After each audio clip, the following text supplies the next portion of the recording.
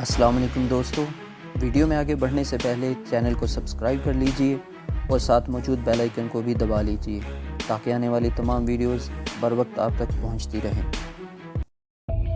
मुंशी मंजूर के मशवरे पर मैंने अपना ज़रूरी सामान उठाया और चाचे अस्करी वाले कमरे में शिफ्ट हो गया। ये सूरत हाल मुझे बड़ी अच्छी लग रही थी। दिल में एक उम्मीद सी थी कि मैं जल्द ही इंटरकॉम पर बेगम जी की आवाज़ भी सुनूंगा। कभी कभी उम्मीदें पूरी होने में उम्रें बीत जाती हैं, लेकिन कई वक्त ऐसे कबूलियत वाले होते हैं कि इधर दिल में तमन्ना पैदा होती है, उधर सब कुछ तमन्ना के ऐन मुताबिक हो जाता है। रात के 10-11 बजे थे, इंटरकॉम की घंटी बजी। मैंने ट्रांजिस्टर रेडियो बंद किया और लिहाफ से निकल कर रिसीवर उठाया। दूसरी तरफ बेगम जी की मुतरन्नम आवाज़ सुनाई दी। चाचा, मैं बिल्किस बोल रही हूँ। मैं चाचा अस्करी नहीं, खावर हूँ। ओह खावर, तुम? मैंने तुमसे ही बात करनी थी, उन्होंने कहा और मेरा दिल धड़क उठा। जी कहें। वो दरअसल वाली जी के सर में दर्द हो रहा है। वैसे तो वो अंग्रेज़ी दवा नहीं खाते, मगर डिस्प्रिन वगैरह खा लेते हैं। तुम्हारे पास है कोई गोली? बिल्कुल जी, मैं ऐसी चीज़ें तो ज़रूर रखता हूँ। तो फिर आ जाओ, उनको अपने हाथ से खिला दो, वो तुम्हारी बात मान भी लेते हैं। मैंने डिस्प्रिन का आधा पत्ता लिया।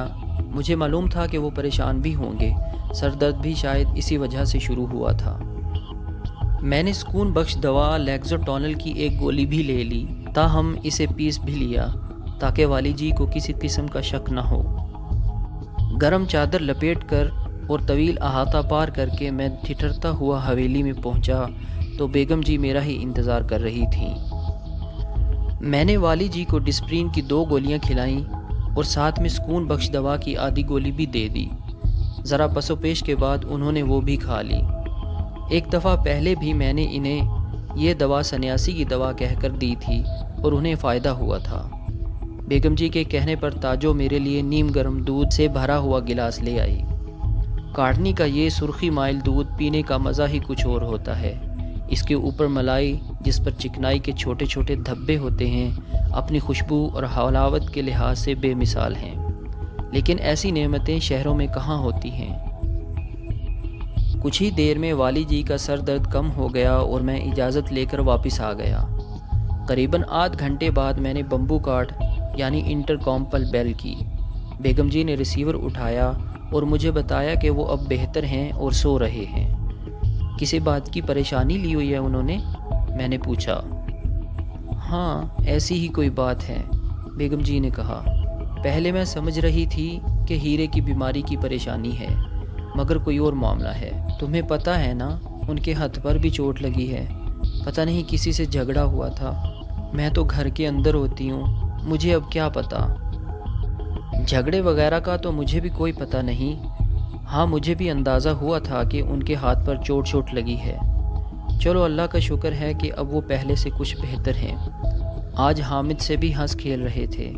कुछ देर बाद बातों का रुख कोसपुर में होने वाली शादी की तरफ मुड़ गया।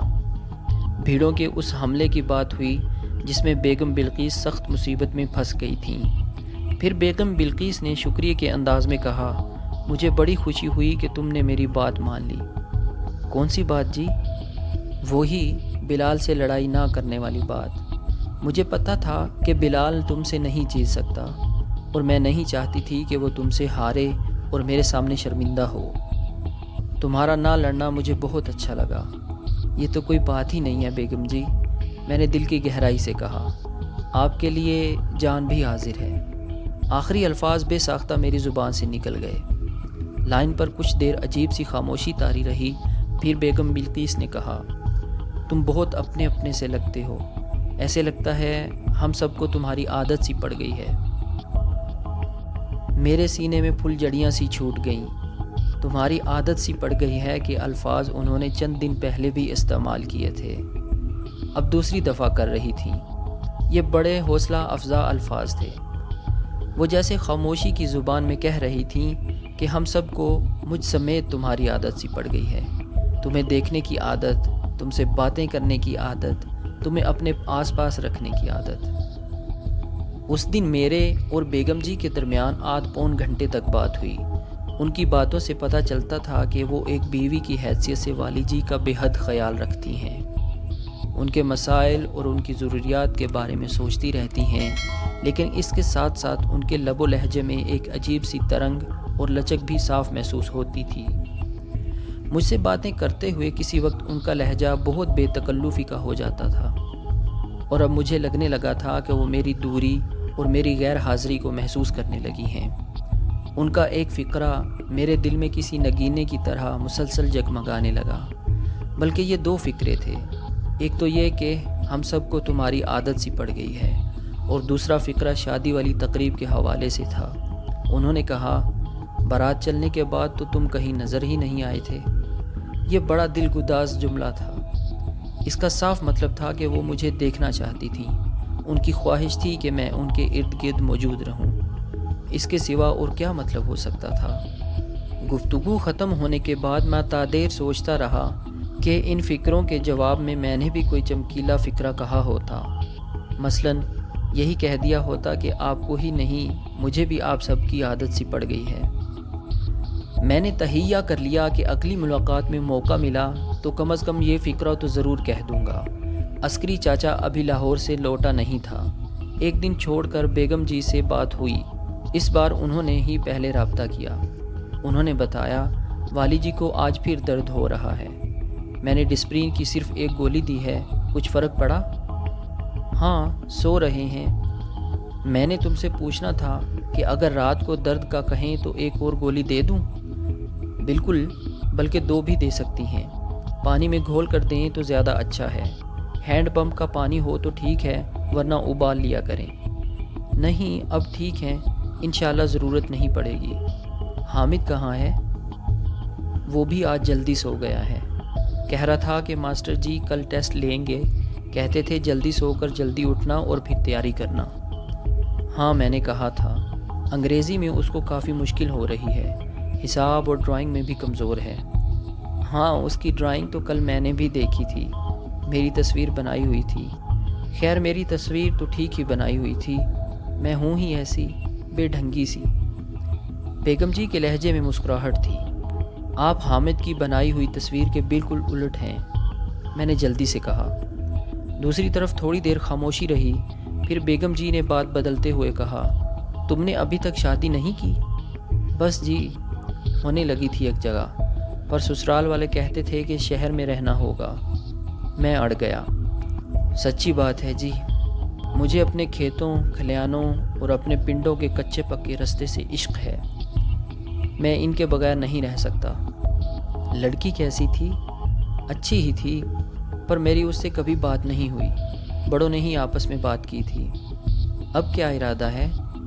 بس جی، جب قسمت میں ہوگی شادی بھی ہو جائے گی، لیکن اپنی شادی سے پہلے مجھے اپنی بہن کی شادی کرنی ہے، اپنے پاؤں پر کھڑے ہونا ہے۔ باتوں کا سلسلہ چلا تو پھر دراز ہوتا چلا گیا۔ ہم قریباً 2 گھنٹے تک بات کرتے رہے۔ بیگم جی نے میرے حالات کے بارے میں کافی کچھ پوچھا، اپنے حالات اور مسائل کے بارے میں بھی بتایا۔ ان کے لب و لہجے میں نمایاں لگاوٹ تھی، پر بات کرتے کرتے وہ ایک دم چونک گئیں۔ بولی، مجھے لگتا ہے والی صاحب اٹھ گئے ہیں۔ میں انہیں دیکھتی ہوں، انہوں نے ریسیور رکھ دیا۔ ان کے لہجے اور جو رازداری کا انداز تھا، اس نے میری رگوں میں سنسنی پھیلا دی اور میرے جسم میں ایک میٹھا میٹھا سا درد جگا دیا۔ حامد نے میرے امی ابو کے عنوان سے جو تصویر بنائی تھی، وہ واقعی بے ڈھنگی سی تھی۔ اگلے روز میں نے اس سے 3-4 بار یہ تصویر بنوائی۔ اس کی بنائی ہوئی آخری تصویر بہتر تھی، میں نے اس سے رنگ بھروائے۔ رات کو انٹرکام یعنی بمبو کارڈ پر بیگم جی سے بات ہوئی تو انہوں نے کہا، خاور، لگتا ہے تم نے آج سارے ٹائم میں حامد سے بس تصویر ہی بنوائی ہے۔ یہ ضروری ہو گیا تھا جی، میں نے مسکراتے ہوئے کہا۔ حامد کہتا ہے اس نے میرے کپڑوں میں پیلا رنگ بھرا تھا، مگر ماسٹر چاچا نے کہا کہ خاکی اور کالا رنگ بھرو، یہ رنگ آپ کو بہت اچھا لگتا ہے۔ میں نے بے ساختہ کہا اور پھر ڈر گیا کہ کہیں ناراض نہ ہو جائیں۔ چند لمحوں کی خاموشی کے بعد بیگم جی کی ہنسی سنائی دی۔ تم نے کب دیکھا مجھے خاکی اور کالا رنگ پہنتے ہوئے؟ جب ہم ملک رمضان صاحب کے گاؤں میں رات گزارنے کے بعد کوسپور روانہ ہوئے تھے۔ تمہاری یادداشت تو بڑی پکی ہے، انہوں نے غالباً شرمیلی مسکراہٹ کے ساتھ کہا۔ ہر معاملے میں نہیں، لیکن کچھ باتیں مجھے یاد رہ جاتی ہیں۔ میں نے حوصلہ پا کر جواب دیا۔ اس دن بھی ہم نے کافی دیر تک بات کی۔ ان باتوں میں والی جی کے بارے میں بھی بہت سی باتیں شامل تھیں۔ بیگم جی کی گفتگو سے اندازہ ہوتا تھا کہ وہ والی جی سے محبت کرتی ہیں۔ ان کی پریشانی بیگم جی کو پریشان کرتی ہے، ان کی دوری انہیں سخت ناپسند ہے، لیکن یہ سب کیا تھا جو ہو رہا تھا اور بتدریج خوبصورتی سے آگے بڑھ رہا تھا۔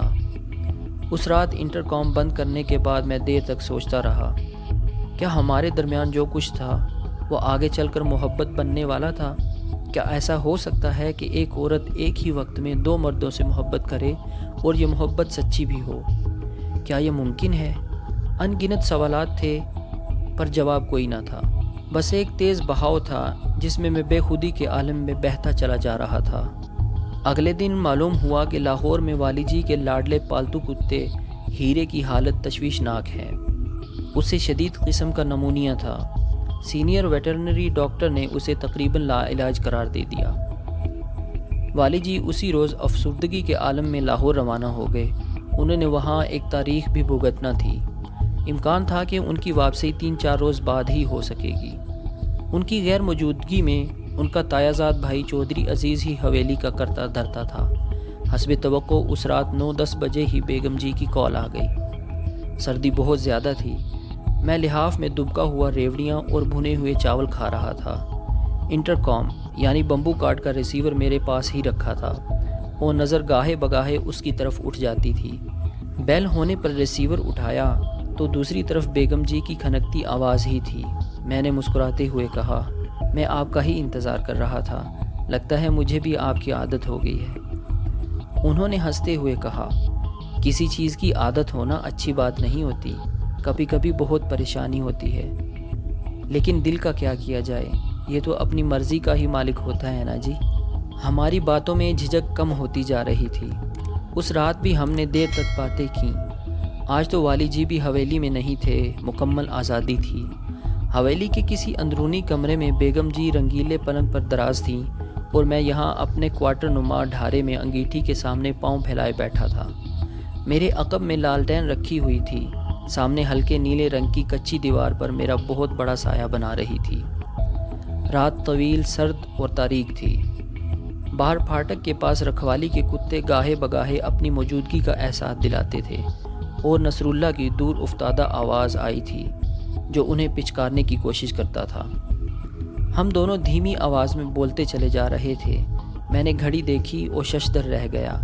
ہمیں باتیں کرتے ہوئے 3 گھنٹے ہو چکے تھے، مگر لگتا تھا کہ 10-15 منٹ ہی ہوئے ہیں۔ بیگم جی نے اپنی پسند ناپسند بتائی اور کون سے کھانے پسند کرتی ہیں، ریڈیو پر کس قسم کے پروگرام سنتی ہیں اور کیسے کپڑے ان کو اچھے لگتے ہیں۔ میں نے اپنے بارے میں بتایا۔ بیگم جی کی باتوں سے اندازہ ہوتا تھا کہ وہ میری زندہ دلی اور دلیری سے متاثر ہیں۔ خاص طور سے لڑائی بھڑائی میں میری مہارت اور بے خوفی ان کو بہت پسند آئی تھی۔ اس سلسلے میں کچھ کردار رونق علی نے بھی ادا کیا تھا۔ اس نے میرے بارے میں بیگم جی کو بڑھا چڑھا کر بتایا تھا اور کہا تھا کہ میں کئی موقعوں پر اکیلا ہی 7-8 بندوں کو آگے لگا چکا ہوں، اور یہ کہ پورے ضلع میں شاید ہی کوئی بندہ لٹھ بازی اور لڑائی بھڑائی میں میرا مقابلہ کر سکتا ہو۔ میں نے کہا، رونق علی صاحب بہت مخولیاں ہیں بیگم جی، ان کی باتوں پر نہ جائیں، تم بھی کچھ کم مخولیاں نہیں ہو۔ باتوں باتوں میں ان کے ہیر پڑھنے کا ذکر چھڑ گیا۔ میں نے کہا، میں اس بارے میں آپ کی تعریف کرنا چاہتا ہوں، لیکن کہیں آپ یہ نہ سمجھ لیں کہ یہ تعریف کے بدلے میں تعریف کر رہا ہوں۔ چلو نہیں سمجھتی، وہ ہنسی۔ یقین کریں آپ بہت اچھا گاتی ہیں، آپ کی آواز کانوں میں نہیں دل میں اترتی ہے۔ اچانک انہوں نے ایسا فقرہ کہا جس کی مجھے ہرگز توقع نہیں تھی۔ وہ بولیں، سناؤں؟ یعنی اس بمبو کارڈ پر؟